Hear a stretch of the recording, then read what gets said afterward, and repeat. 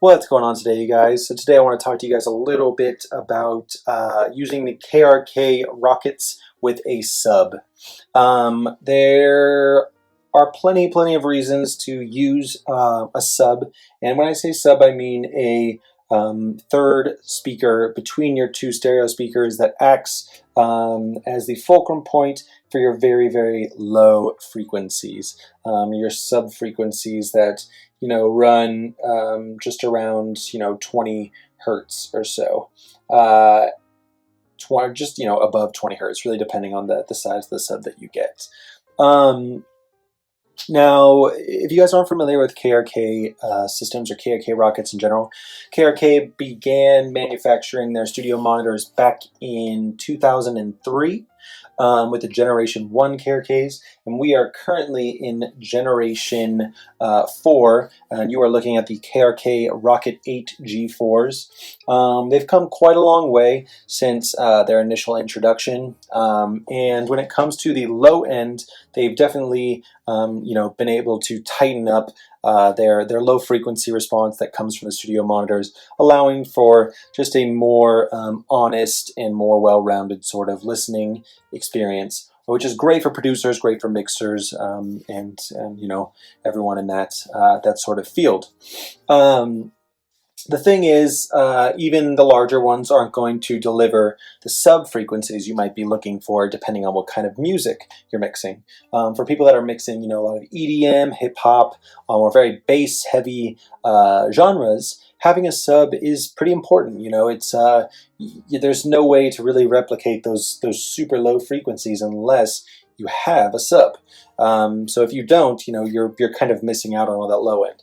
Now, of course, do you need one for mixing? Absolutely not. I don't mix with one. I never find that I really need it. Of course, I'm not mixing that kind of music, but I, am able to kind of reference other mixes and then take it into different mixing environments to or different listening environments to see if it matches with the other music that I am kind of referencing. So you don't really need one, but you can definitely get one if you want. KRK makes a ton of wonderful subwoofers that hook up really nicely with your KRK Rokits. They do have the 8S, the 10S, the 12S, and the 12SHO.